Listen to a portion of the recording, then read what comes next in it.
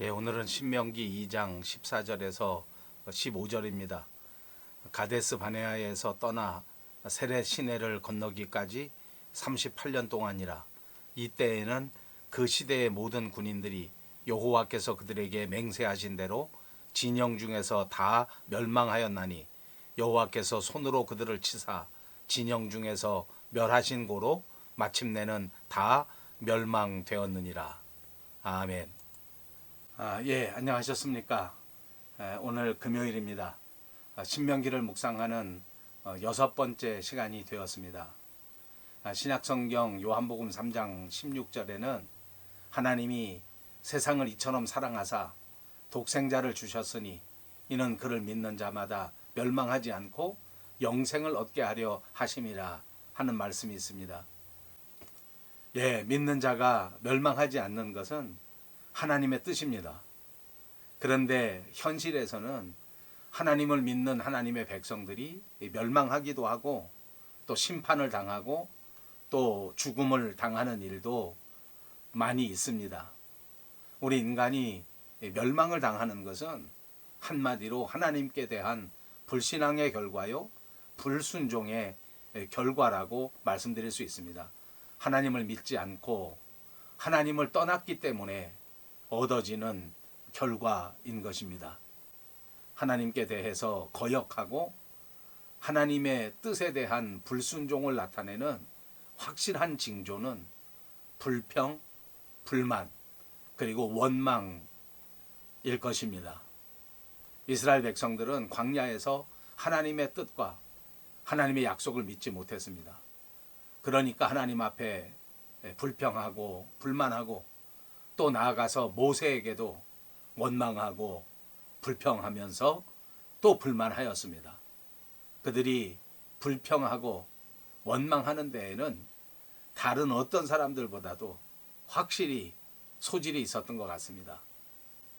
오늘 이 시대를 살아가는 우리들에게도 원망이나 불평이 있다고 하면 그 자체가 하나님께 대한 불신앙이고 하나님께 대한 불순종이라고 하는 사실을 잊지 마시기 바랍니다. 많은 사람들이 불평, 불만, 원망하지만 이런 것들 때문에 자기 스스로를 망치고 자기 가정을 망치고 나아가서는 나라를 망치는 망국의 원인이 된다는 것도 기억해야 할 것입니다. 이제 가나안의 입성을 바로 앞둔 이스라엘 백성들에게 하나님께서 명령하시기를 가나안에 들어갈 때 염려하지 말고 믿음을 붙들고 들어가라, 이렇게 명령하십니다. 이 가데스 바네아에서 세렛까지는 직선으로 거리를 재면 약 130km 정도 된다고 합니다. 걸어서 여러 사람들이 함께 행진을 한다면 길어야 일주일 안에 충분히 들어갈 수 있는 거리였습니다. 그런데 역사를 보면 결국 38년 동안 이스라엘 백성들은 이 가데스 바네아에서 세렛까지 갈 때에 허비했던 그 세월이었습니다. 오랜 세월을 이렇게 갈팡질팡하고 오랜 세월을 유랑하면서 이렇게 다녔던 것은 바로 하나님께 대한 불신앙이요, 하나님의 말씀에 대한 불순종 때문이었던 것입니다. 사랑하는 여러분, 오늘 이 말씀을 묵상하면서 저와 여러분도 하나님께서 약속해 주신 그 하나님의 나라를 눈앞에 두고도 들어가지 못하는 어리석은 그리스도인들이 결단코 되지 마시기를 주님의 이름으로 축복합니다. 보십시오. 이스라엘 백성들은 가나안을 눈앞에 두고 들어가지 못했습니다.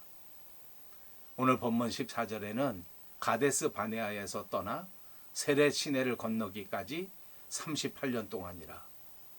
이때에는 그 시대 모든 군인들이 여호와께서 그들에게 맹세하신 대로 진영 중에서 다 멸망하였나니, 이렇게 기록했습니다. 민수기 1장에도 보면 출애굽한 다음에 2년 2월 1일에 시내 광야에서 1차로 인구 조사를 해보았는데 그때 20살 이상 돼서 전쟁에 나가 싸울 수 있는 이스라엘 사람들이 60만 명 정도 장정들이었다고 합니다.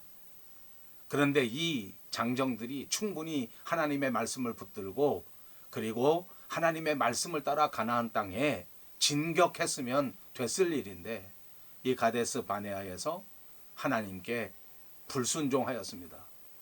이렇게 불순종했기 때문에 그들은 광야에서 38년 동안을 허송세월하고 헤매다가 결국은 다 거기서 죽게 된 것입니다. 하나님께서는 이 가나안 땅에 정탐꾼을 보내고 또 약속의 땅을 눈으로 직접 볼 수 있게 하셨고 그리고 난 다음 믿음을 붙들고 이 가나안에 진격해서 들어가라 하고 클리어하게 명령하셨는데 그런데 이들이 하나님의 명령에 대하여 순종하지 않고 불순종해버렸단 말입니다.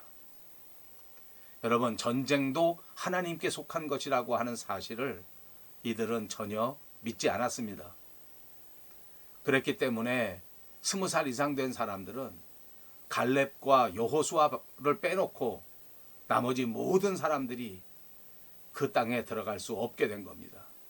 하나님의 징계였습니다.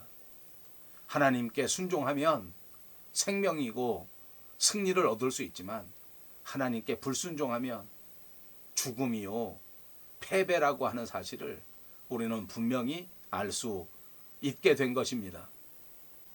그래서 여러분, 시험에 든 사람들은 누구든지 하나님의 말씀에 순종하지 않습니다. 누구든지 하나님의 말씀에 불순종하게 되는 것은 바로 마귀의 시험에 빠지게 된 겁니다. 말씀드린 것처럼 이 가데스 바네아에서 세렛까지는 일주일만 하면 걸어갈 수 있는 거리였습니다.